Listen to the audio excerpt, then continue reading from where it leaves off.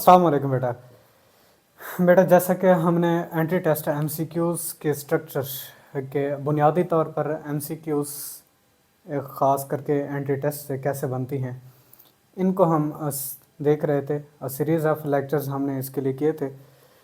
अपने सबका लेक्चर के अंदर हमने किस तरह से रिलेशनशिप बन सकते हैं हमारे फिज़िक्स के अंदर मौजूद फार्मलिज्म में से 3 तरह के रिलेशन हमने अपने सबका लेक्चर के अंदर डिस्कस कर लिए थे। आज हमने उसी ही टॉपिक को कंटिन्यू करना है कि फ़िज़िक्स के अंदर फार्मूला से जिस तरह के रिलेशन बन जाते हैं, फिर उन रिलेशनशिप की बुनियादों पर आगे फर्दर आपकी कम्पिटिटिव एग्ज़ाम ख़ास करके एंटी टेस्ट के अंदर जो एमसीक्यूज़ बनती हैं उनको कैसे आपने हैंडल आउट करना होता है, क्या फार्मूलिज्म बनते हैं, किस तरह से आपने वो रिलेशनशिप बनाने के बाद इनको सॉल्व आउट करना होता है। आज का हमारा वही टॉपिक है, तो स्टार्ट करते हैं बेटा।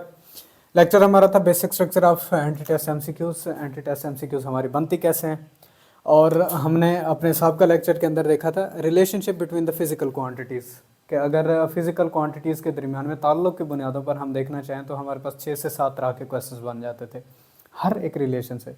अब फार्मूला में किस तरह का ताल्लुक़ है, किन फिज़िकल क्वांटिटीज़ के दरमियान में ताल्लुक़ है, उसी की बुनियादों पर ही आगे फर्दर हम फार्मलिज्म बनाते हैं और एमसीक्यूज़ सॉल्व आउट करने की कोशिश करते हैं।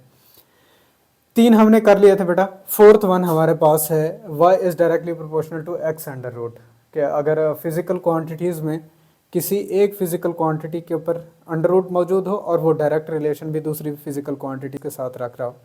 If one physical quantity is proportional to the square root of another physical quantity, then जैसा कि हमारे पास बेटा टाइम पीरियड का फार्मूला है, t बराबर है 2πl/g अंडर रूट। अब अगर ग्रेविटेशनल एक्सेलेरेशन को कांस्टेंट कर लिया जाए, 2π ऑलरेडी कांस्टेंट है, तो t is proportional to l under root इसको लिखा जा सकता है। एक और फार्मूला बेटा मैं यहाँ पर लिख देता हूँ आपको। आपने time period for an oscillating body, इसका रिलेशन आपने लिखा होगा 2πm/k और उसका अंडर रूट आपके पास बनता है।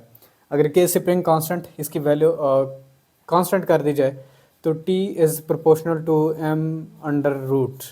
तो ये पहला रिलेशनशिप हमारे पास बन जाता है।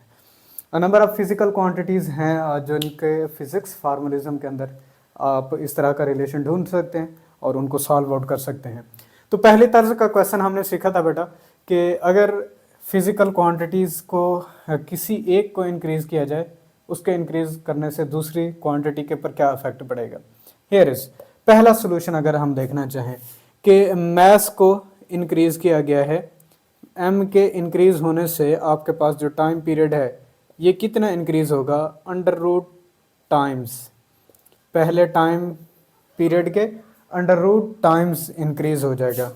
अब मसलन मैं इसकी मिसाल यहाँ पर आपको इस तरह से बेटा दे देता हूँ कि मैस आपने 2 गुना बढ़ाया है, पहले मैस से डबल हो गया है, तो टाइम पीरियड क्या होगा, टाइम पीरियड नया आने वाला वो पहले टाइम पीरियड का अंडर रूट 2 बनेगा।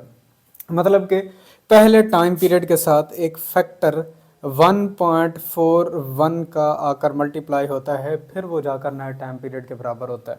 इसी तरह से अब मैथ्स को डिक्रीज़ कर लेंगे तो नया बनने वाला जो टाइम पीरियड होगा वो उतना ही डिक्रीज़ हो जाएगा, यानी कि उस फैक्टर के बराबर जो फैक्टर यहाँ पर आप एसोसिएट करेंगे उसका जज़र रूट करना है और स्क्वायर रूट के बाद फिर आपने वैल्यू नए टाइम पीरियड को असाइन कर देनी है। इसी तरह से बेटा अगर लेंथ के लिए बात की जाए तो लेंथ के बढ़ाने से, लेंथ अगर आप दुगना कर देंगे तो नया टाइम पीरियड आपके पास पहले टाइम पीरियड से अंडर रूट 2 टाइम्स इंक्रीज़ कर जाएगा। तो इस तरह से पहली टाइप का हमारे पास क्वेश्चन बन जाता है इंक्रीजिंग डिक्रीजिंग टाइप का। दूसरी टाइप का हमारे पास बेटा हाफ डबल टाइप कि अगर एक मिकदार को हाफ कर देंगे तो दूसरी मिकदार के ऊपर क्या इफेक्ट पड़ेगा, अगर एक मिकदार को बेटा डबल कर देंगे तो दूसरी मिकदार के ऊपर क्या कुछ इफेक्ट पड़ेगा। डबल का तो यहाँ पर ये केस मैं सिखा चुका हूँ। लेट्स से फ़र्ज़ कर लेते हैं मैस हमारे पास पहले मैस का हाफ हुआ है। अब time period of an oscillating body, अगर इस टाइम पीरियड को देखना चाहेंगे 2π, और यहाँ से आपके पास जो रिलेशन बनेगा वो पहले टाइम पीरियड का 1/2 और इसका जज़र रूट, और इसको बेटा आप टाइम पीरियड से एसोसिएट कर सकते हैं, यानी कि पहले टाइम पीरियड का 1/2 अंडर रूट टाइम्स बनेगा मैथ्स के, या सिंपल t टी प्राइम यानी कि नया आने वाला टाइम पीरियड 1/2 अंडर रूट और फर्स्ट टाइम पीरियड के साथ इसको मल्टीप्लाई करना है। इसी तरह से बेटा अगर आप मैथ्स को 1/4 कर देते हैं 1/4m, नए मैथ्स को आपने क्या करना है, पहले मैथ्स से 1/4 रखना है। अगर मैथ्स 4 गुना कम हो गया है तो उस वक्त टाइम पीरियड का रिलेशन है आपके पास, यानी कि नया आने वाला टाइम पीरियड 1/4 अंडर रूट और फर्स्ट वन टाइम पीरियड के बराबर आएगा। आप इसकी वैल्यू को रिप्लेस कर सकते हैं, ठीक है। आप डबल कर लें, आप 3 गुना कर लें, आप 4 गुना कर लें, यानी कि 4 टाइम्स बना लें, 5 टाइम बना लें, 6 टाइम बना लें। आपने जितनी हद तक बढ़ाना है सबसे पहले उसका स्क्वायर रूट करना है, फिर जाकर फिजिकल क्वांटिटी को जाकर एसोसिएट करनी है। फिर तीसरी तरह का हमने क्वेश्चन देखा था ratio type question. Ratio type question मसलन आपको बेटा यहाँ पर कह दिया जाता है कि लेंथ में जो रेशोज हैं, लेंथ में रेशोज वो आपके पास हैं बेटा यहाँ पर 4:2।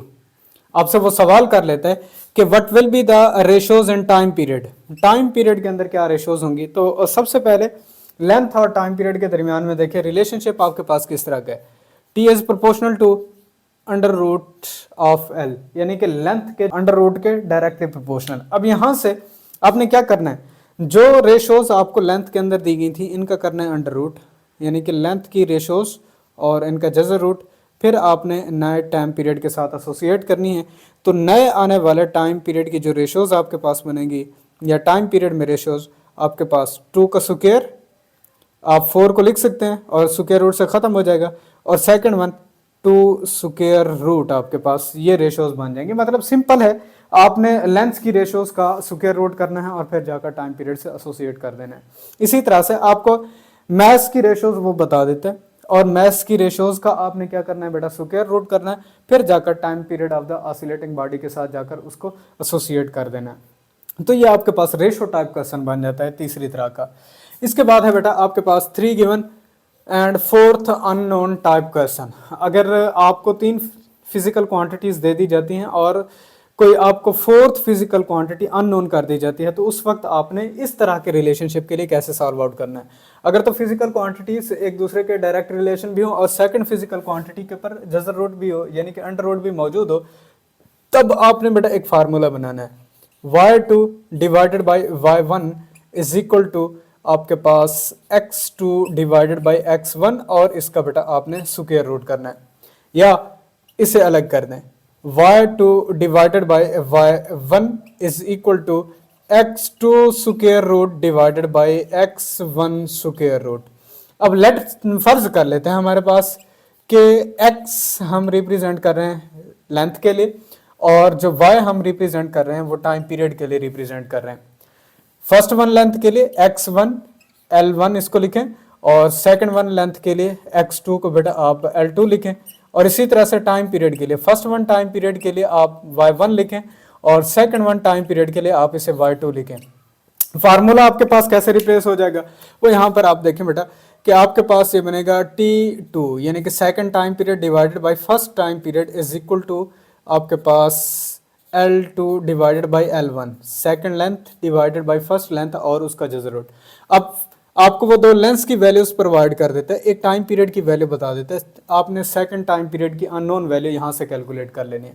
हो सकता है वो आपको लेंथ की एक वैल्यू बताए और 2 टाइम पीरियड की वैल्यूज बता दे, तो आप सेकंड लेंथ की वो वैल्यू यहाँ से रीअरेंजमेंट कर लें फार्मूला की और फिर वहाँ से आपने इसको फाइंड कर लेना है। न्यूमेरिकल टाइम में आपके पास टाइम पीरियड 2 पाई L/G और स्क्वायर रूट, इसके अंदर लेंथ बता दे, जी बता दे और टाइम पीरियड आपने बताना है। हो सकता है जी आपको ऑन द अर्थ भी कह सकता है, ऑन द मून भी। आपने इसके लिए 9th के अंदर भी कुछ न्यूमेरिकल कैलकुलेशंस की होंगी, आपके चैप्टर नंबर 7 के पार्ट फर्स्ट फिजिक्स के अंदर भी ये फार्मूला मौजूद है, वहाँ से भी आपके लिए ये वैल्यूज़ कैलकुलेट कर सकते हैं। इसी तरह से time period of an oscillating body, आपके पास ये बेटा relation m divided by k और ये स्क्वायर रूट आपके पास रहेगा। अब इसके लिए भी के स्प्रिंग कांस्टेंट आपको प्रोवाइड कर दे, math of the spring find आपको बता दे, तो आप टाइम पीरियड उसका बता सकते हैं। हो सकता है के की वैल्यू आपसे पूछ ले, मैथ और टाइम पीरियड आपको प्रोवाइड कर दे, तो आपने इसी फार्मूला को रीअरेंज कर लेना होता है। यहाँ से भी लेंस की वैल्यू आपसे पूछना चाहे तो जी और टी की वैल्यूज़ को आपने रीअरेंज कर लेना है और वहाँ से इसकी वैल्यू कैलकुलेट कर लेनी है। आपके पास यहाँ 6th 1 था बेटा कंसेप्चुअल टाइप क्वेश्चन, वो हम ऑलरेडी अपने सबका लेक्चर के अंदर देख चुके हैं कि कंसेप्ट किस तरह से आपसे पूछ सकता है, और इसकी काफ़ी सारी एग्जांपल्स मैंने आपको दी थी। आपके पास जैसे है कि फोटो इलेक्ट्रिक इफेक्ट किस चीज़ को साबित करता है, लाइट के पार्टिकल नेचर को। ठीक है बेटा, कि लाइट आकर मेटल किस तरह से टकराती है और इसके बाद वहाँ से मेटल किस तरह से इलेक्ट्रॉन्स इमिट हो जाते हैं। ठीक है बेटा, तो फोटो इलेक्ट्रिक इफेक्ट लाइट के पार्टिकल नेचर को जाहिर कर रहा था। कॉम्पटन इफेक्ट को अगर देखना चाहें तो वो इलेक्ट्रोमैग्नेटिक वेव्स एक्स रेज को साबित कर रहा था कि दीज आर द पार्टिकल्स।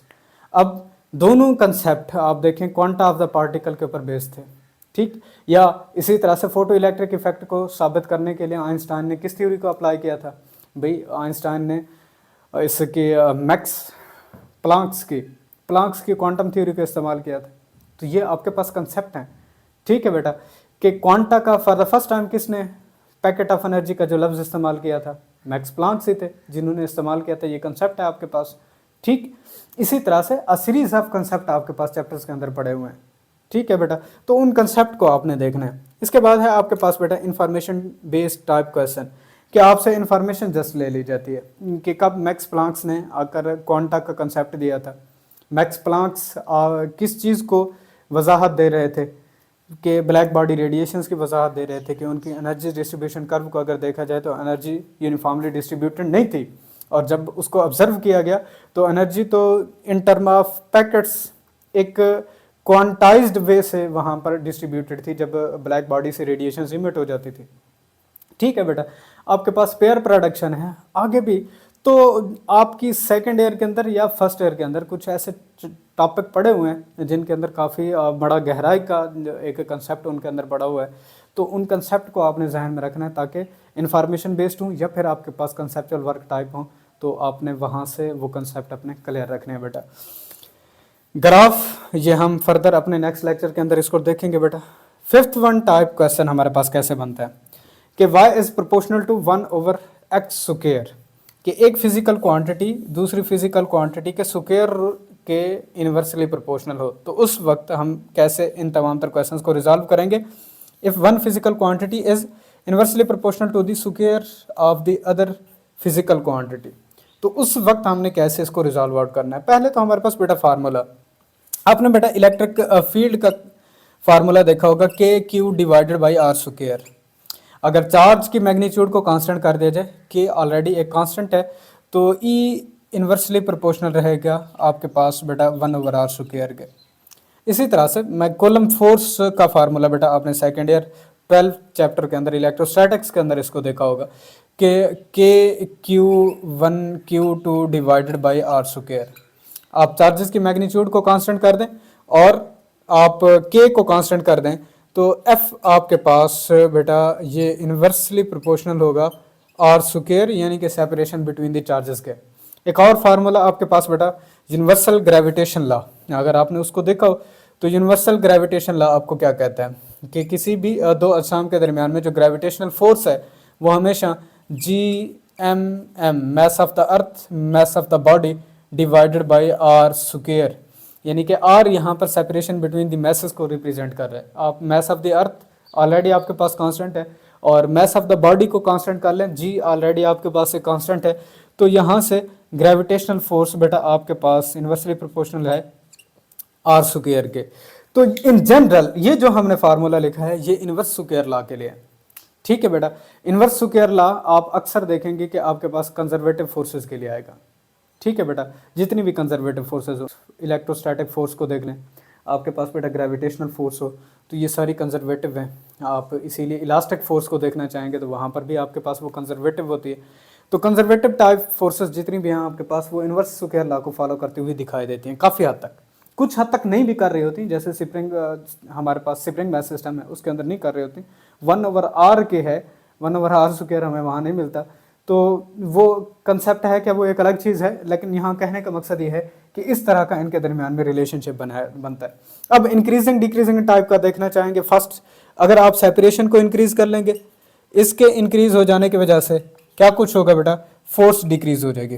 कितनी कुछ डिक्रीज होगी भी, जितनी आपने इंक्रीज किया है उसका स्क्वायर करना है, फिर फोर्स के साथ एसोसिएट कर देना है। मैं यहाँ पर ये फर्ज कर लेता हूँ कि चार्जेस के दरमियान में सेपरेशन को डबल कर दिया गया था। सेपरेशन के डबल हो जाने की वजह से आपने 2 का स्क्वायर करना है, वो 4 आकर एसोसिएट हो जाएगा। फोर्स बिटवीन द चार्जेस जिसे कूलम फोर्स कहा जा रहा है, ये 1/4 हो जाएगी। ठीक है बेटा, स्क्वायर भी करना है, इनवर्स लगाने के बाद दूसरी फिजिकल क्वांटिटी के साथ उसे एसोसिएट कर देना है। ये आपने वहां पर तरीकाकार इख्तियार करना है। इसी तरह से आप फील्ड और सेपरेशन बिटवीन द चार्जेस के दरमियान में देखना चाहेंगे। अगर सेपरेशन बिटवीन द चार्जेस अगर आप इसको इन्हांस कर लेंगे, इनके बढ़ने की वजह से बेटा फील्ड भी कम हो जाएगी। कितनी कुछ हद तक कम हो जाएगी, आपने पहले स्क्वायर करना है सेपरेशन का, और स्क्वायर करने के बाद फिर आपने फील्ड के साथ एसोसिएट कर देना है।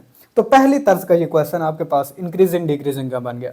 आप इसे इंक्रीज कर लें, ये डिक्रीज हो जाएगी। कितनी हद तक डिक्रीज होगी, आपने पहले उस वैल्यू को स्क्वायर करना है, फिर इसके साथ आप इस सेपरेशन को डिक्रीज कर लें, आप इसको हाफ कर लें, आप इसको 1/4 कर लें, आप इसको 1/8 कर लें। तो पहले क्या करना है, उसका स्क्वायर करना है और डिवीजन की डिवीजन वैल्यू ऊपर चली जाएगी और उतनी हद तक आपके पास इलेक्ट्रिक फील्ड ज्यादा हो जाएगी। और इसका ये देखिए मैं करा देता हूं, अगर हम सेपरेशन को बेटा 1/4 कर देते हैं तो फील्ड जो नया हमें मिलेगा इलेक्ट्रिक फील्ड इंटेंसिटी, वो हमारे पास बेटा प्रोपोर्शनल होगी 1/1/4 आर और इसका स्क्वायर।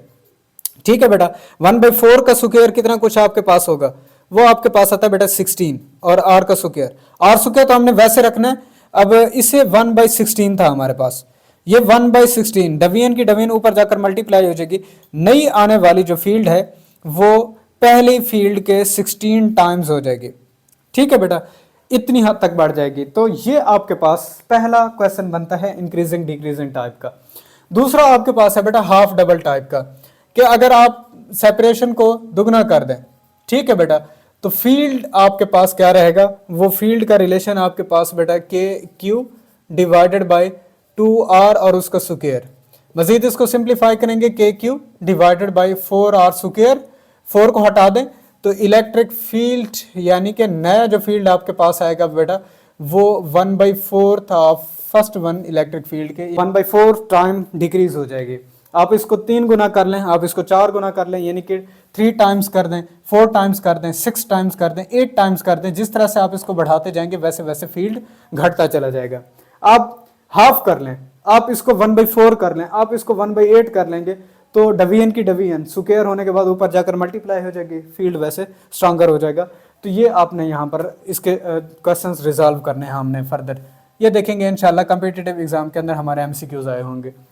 इसके बाद है हमारे पास बेटा रेशो टाइप क्वेश्चन। अगर आपने रेशोज बनानी हो तो आपने फार्मूला बना लेना है y2 डिवाइडेड बाय y1 और इसके बाद x1 square divided by x2 square.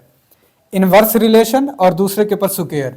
तो इनवर्स रिलेशन में वैल्यूज रिवर्स की थी लेकिन उनका स्क्वायर भी हमने लाजमी तौर पर रखना है। तो ये रिलेशन फर्ज कर लेते हैं बेटा, सेपरेशन को हम यहाँ पर x से रिप्रेजेंट कर रहे हैं जबकि कूलम फोर्स को हम यहाँ पर बेटा y से रिप्रेजेंट कर रहे हैं। फर्स्ट वन सेपरेशन के लिए x1 लिखें और सेकंड वन सेपरेशन के लिए और इसे x2 बेटा लिख रहे हैं। इसी तरह से पहली कूलम फोर्स के लिए y1 लिखें और दूसरी कॉलम फोर्स के लिए बेटा आप इसको y2 लिखें। अब वैल्यूज को यहाँ रिप्लेस करेंगे, second one coulomb force divided by first one coulomb force is equal to first one separation का स्क्वायर और सेकंड वन सेपरेशन का स्क्वायर। अब हो सकता है वो आपको 2 सेपरेशन की वैल्यूज बता दे, एक आपको कॉलम फोर्स बता दे तो सेकंड कॉलम फोर्स आप यहाँ से बता सकते हैं। हो सकता है वो 2 कॉलम फोर्सेस आपको बता दे, एक सेपरेशन की वैल्यू आपको बता दे। तो पहली सेपरेशन की वैल्यू क्या होगी, आपने जस्ट यहाँ मल्टीप्लाई करना है, फार्मूला को रीअरेंज करना है और आपने वहाँ से वैल्यू का जवाब निकाल लेना है। तो इस तरह से आपने ये फार्मूले जो मैं आपको बार बार बेटा लिखवा रहा हूँ हर एक रिलेशनशिप के लिए, ये फार्मूलिज्म आपने जहन में रखने, आप इनको नोट करके रखें ताकि इस तरह का फार्मूला बनेगा, फौरन से वहाँ से वैल्यूज़ की कैलकुलेशन करने के बाद आपने एसोसिएट कर लेना है। तो आपके पास MCQ सेकंड्स के अंदर हो जाएंगे। इसके बाद बेटा आपके पास 3 गिवन हो और 4th अननोन हो। असल में ये आपके पास ये था, ठीक है बेटा, 3 गिवन और 4th अननोन के लिए जो हमने कैलकुलेशन करनी थी। रेशो टाइप में अगर आपको सेपरेशन की रेशोज बता देता है कि 3:4 है, आपने क्या करना है, पहले तो इनका स्क्वायर करना है 9 और इधर से 16 बनेगा। फिर इनका बेटा क्या करना है, आपने रेसिप्रोकल लेना है, रेसिप्रोकल लेना है, रेसिप्रोकल लेना है। कैसे, 16:9। अब ये रेशोज आपके पास किसकी होंगी, बेटा ये आपके पास होंगे कूलम फोर्स की ये रेशियोज आपको मिलेंगे। आपको रेशियोज कोई भी बता देता है, वो कहता है कि सेपरेशन में रेशियोज 1/2 रेशियो 1/3 है। सेपरेशन में रेशियोज आपको उसने बताई हैं। पहले आपने इनका करना है स्क्वायर, 1/4 1/9 आपके पास बनेगा। फिर आपने इनका बेटा लेना है रिवर्स। रिवर्स से मुराद ये नहीं कि आपने इनकी वैल्यूज को रिवर्स कर देना है, नहीं नहीं नहीं, आपने इनकी वैल्यूज को पहले इस तरह से रिवर्स करना है, 1/9 रेशियो 1/4 लिखेंगे। फिर आकर जब आप किसके साथ एसोसिएट करेंगे, कॉलम फोर्स के साथ, तो आपके पास कॉलम फोर्स की रेशोज कितनी कुछ बन जाएंगे, वो आपके पास बेटा 9 रेशो आपके पास बनेगी 4 के, यानी कि इनवर्स। अब इसका आपने इनको उलट करके उनके साथ एसोसिएट करना है दूसरी वैल्यूज के साथ। तो रेशो टाइप का ये बनेगा हमारा, जबकि 3 गिवन और 4th के लिए ये बाय मिस्टेक मुझसे लिखा गया। तो ये आपने देखना है आपकी जो फिजिकल क्वांटिटीज इस तरह से हों कि एक फिजिकल क्वांटिटी किसी दूसरी फिजिकल क्वांटिटी के स्क्वायर के इन्वर्सली प्रोपोर्शनल आ जाए, और कुछ फार्मूला भी मैंने यहाँ पर आपको डिस्कस करा दिए हैं। इसके बाद हमारे पास बेटा फार्मूला बनता है कि अगर एक फिजिकल क्वांटिटी किसी दूसरी फिजिकल क्वांटिटी के स्क्वायर रूट के इन्वर्सली प्रोपोर्शनल हो, जैसा कि हमारे पास ये है। और ये फार्मलिज्म हमारे पास कहाँ, ये time period of the simple pendulum 2π L divided by G और उसका स्क्वायर रूट। आप लेंथ को कांस्टेंट कर लें तो यहाँ से टाइम पीरियड ये 1/G और इसके अंडर रूट के इन्वर्सली प्रोपोर्शनल चला जाता है। इसी तरह से दूसरा भी फार्मूला मैंने यहाँ पर आपके लिए एक ऑसिलेटिंग सिस्टम के लिए लिखा था। नंबर ऑफ फार्मूलिज्म आपके पास मौजूद हैं फिजिक्स के अंदर, हर चैप्टर में से इन फार्मूलिज्म को बेटा अलग अलग करें। ये फार्मूला की लिस्ट आपके पास लाजमी रहनी चाहिए। जब तक ये फार्मूलाज आपके पास नहीं होंगे, आपने उन लिस्ट की प्रैक्टिस नहीं करनी, तो उस वक्त तक ये आपसे क्वेश्चन भी सॉल्व नहीं होंगे। तो बार बार प्रैक्टिस करें इनकी, ठीक है बेटा। तो इस तरह के रिलेशनशिप के लिए अगर आप एक को इंक्रीज करेंगे दूसरी को डिक्रीज करेंगे, तो आपके पास वो पहला टाइप का क्वेश्चन कैसे बनेगा। अगर आप जी को इंक्रीज करते हैं, ठीक है बेटा, जी के इंक्रीज होने से आपके पास जो टाइम पीरियड है ये जितनी हद तक इंक्रीज करेंगे उसका आपने क्या करना है बेटा, स्क्वायर रूट करना है।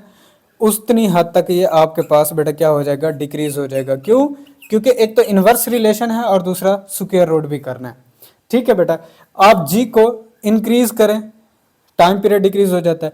आप जी को डिक्रीज कर लें, जी को जैसे ही डिक्रीज करेंगे तो जी के डिक्रीज होने से फौरन से टाइम पीरियड क्या होगा बेटा, ये अंडर रूट टाइम्स जितना कुछ आपने डिक्रीज किया है उस डिक्रीजिंग वैल्यू का अंडर रूट टाइम्स ये टाइम पीरियड को इंक्रीज कर देगा।